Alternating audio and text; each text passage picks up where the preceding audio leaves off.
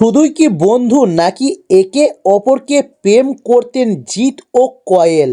চলুন জেনে নিন, তার জন্য সম্পূর্ণ ভিডিওটা দেখার অনুরোধ রইল। চলুন শুরু করি। জিৎ এবং কয়েল মল্লিক এই দুই তারকা ছাড়া বাংলা ফিল্ম ইন্ডাস্ট্রি সত্যি করেই অসম্পূর্ণ। তবে প্রায় একই সময়ে কেরিয়ার শুরু হয়েছিল দুজনের। রঞ্জিত মল্লিকের মেয়ের ডেবিউ ছবি নাটের গুরুর নায়ক ছিলেন জিৎই।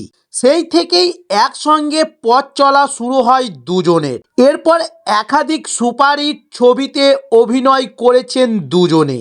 তখন টলিপাড়ার জনপ্রিয় জুটির লিস্টে প্রথম দিকেই থাকতো তাদের নাম। তবে সাথী ছবির হাত ধরে ডেবিউ করার কথা ছিল কয়েল মল্লিকের, কিন্তু বাবা রঞ্জিত মল্লিক বেঁকে বসায় তা হয়নি। তবে ভাগ্য চক্রান্তে নাটের গুরুর নায়কই সেই জিৎই ছিলেন।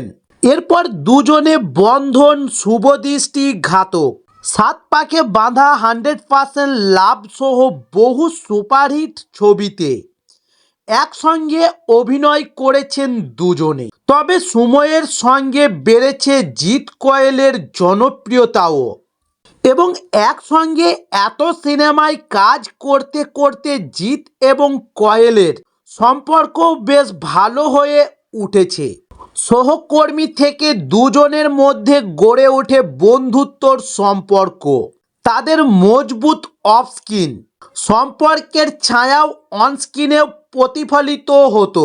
তবে এরপর থেকেই শোনা যেতে থাকে যে জিৎ ও কয়েল নাকি প্রেম করছেন, যার প্রভাব পড়েছিল জিৎ এবং স্বস্তিকা মুখোপাধ্যায়ের সম্পর্কেও।